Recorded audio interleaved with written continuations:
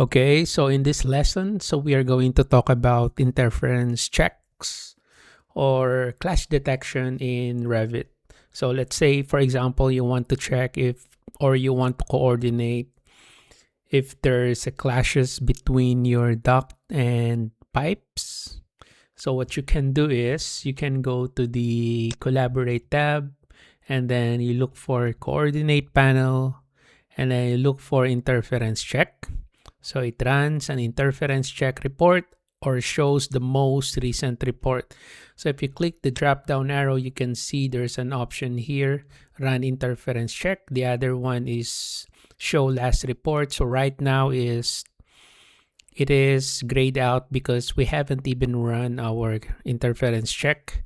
So I'm going to run the interference check. So just click that one, and then you have an option here, current project, which is our project now, and then you can also select here the link.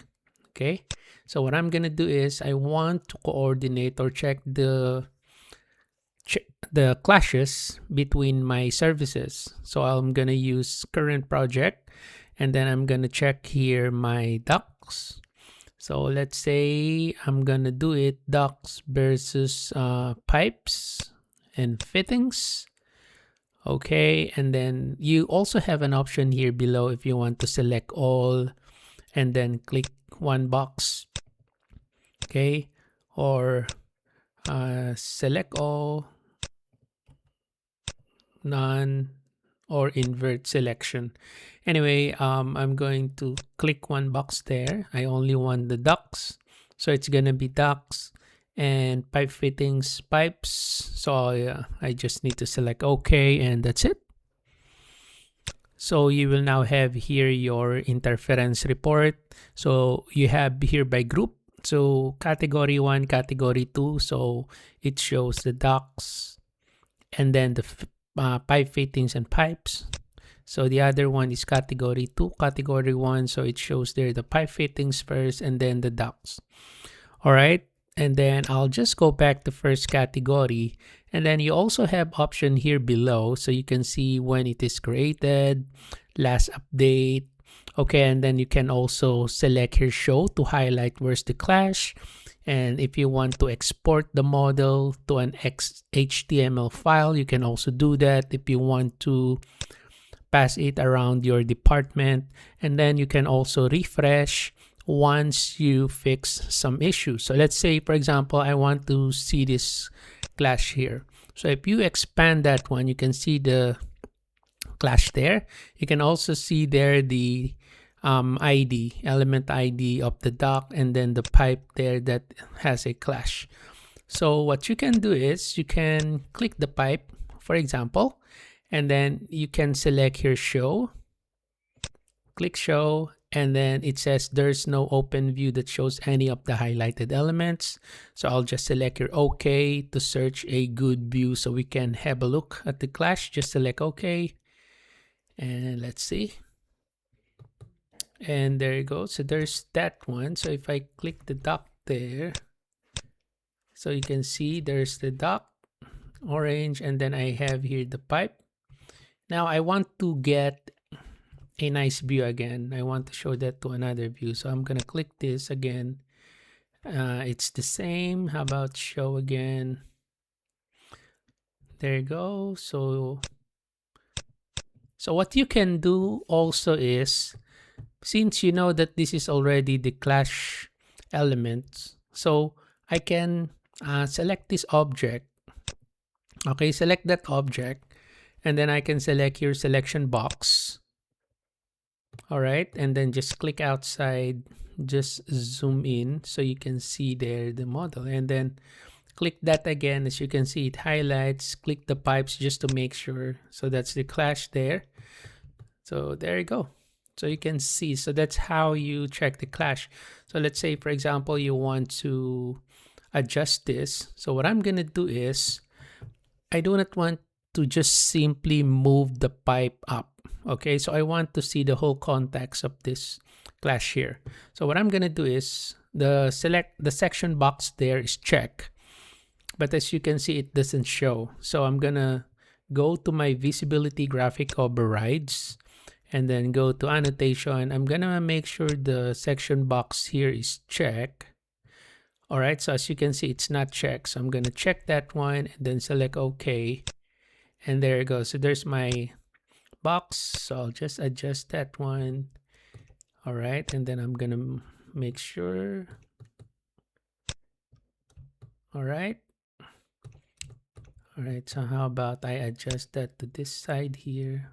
I think it will take a lot of movement there. So I'm not going to just simply move this. So what I'm going to do is I'm just going to create a bend here, or a dog leg connection. So I'm going to select split here, split elements. I'm going to split the elements. Okay, escape, delete that, delete this one.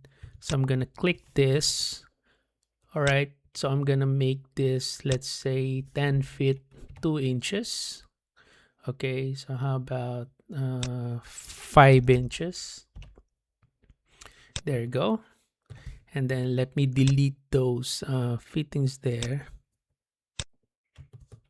Delete, because I'm going to reconnect. So now I'm going to the top view. There you go. And then I'll just drag that to connect there. Drag that to connect there. And there you have it. Okay. So now, so right now I have here 6 clashes, right? 1, 2, 3, 4, 5, 6. Okay, so this is the one that we are solving. So if I refresh this, so we will now have only 5 clashes here. So I'm gonna select refresh, and there you go. As you can see, we now have 5 clashes here. So now let's continue solving. So how about this one? So this round duck. So I'm gonna select that and then show. There you go. So that's that one. So what I'm going to do is I'm going to select this, and then I'm going to select selection box again. Okay, zoom in, and there you go. So I believe this is that clash. Just to make sure, just click the pipe. It will highlight, and we know that that's the clash. Okay, again, we are going to solve this. So I'm going to select split element. So let us just split that one. Okay, but just to make sure, always check the context of the clash. So you may want to expand the section box and see what's going on. Don't just do this one. I'm just doing this just for the sake of solving this issue, but of course you need to check what's happening. Okay, so maybe I'm going to move this up. There you go. And another technique, you can adjust the section box. You can move it down like that. Go to the top view, and there you go. So again, same procedure. I'm going to drag that to connect, and there you go. So we just solved it. So I'm going to refresh. There you go. So we only have 4 clash. Now let's say, for example, you don't want to solve this for yourself. You want to pass this around your department. So what you can do is you can export it as an HTML file.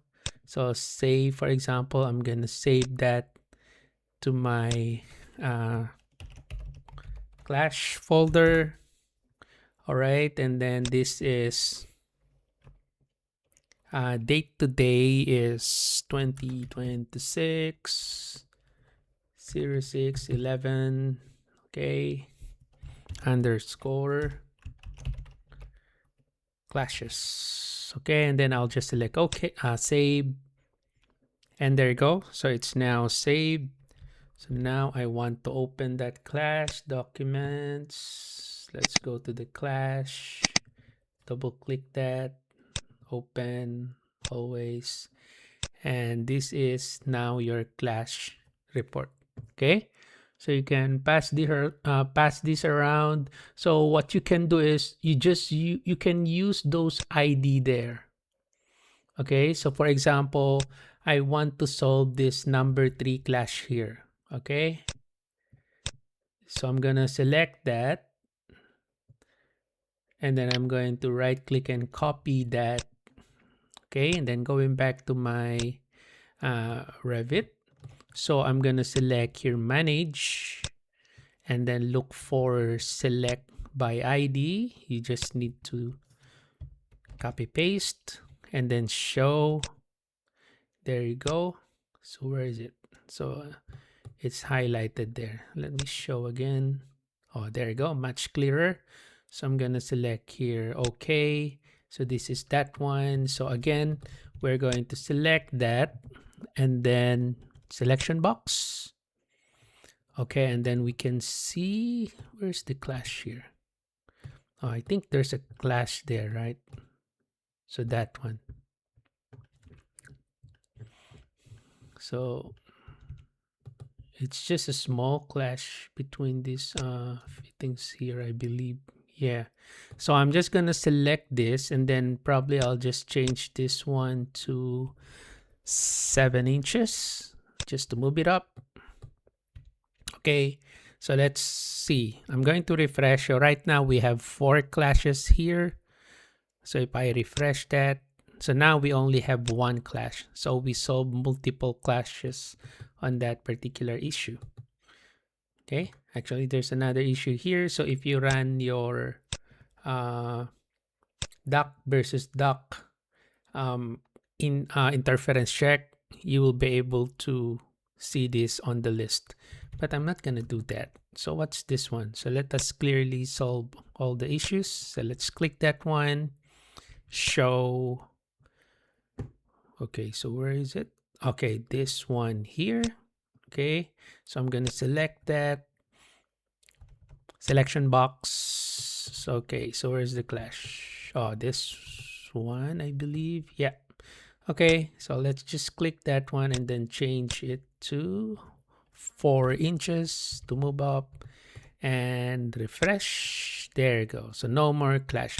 So basically that's how you use your interference check to do the coordination between your company or between your department. Okay, so before you go to the BIM coordination meeting with the rest of the project team, so you might want to do some coordination between yourselves in your company, so you can use your interference check in Revit. So instead of using Navisworks, you can also, of course, Navisworks is more advanced compared to the interference check of Revit. But then again, at least just so you know, there is a tool that you can use in Revit, which is interference check. All right. So thank you for watching. Have a nice day.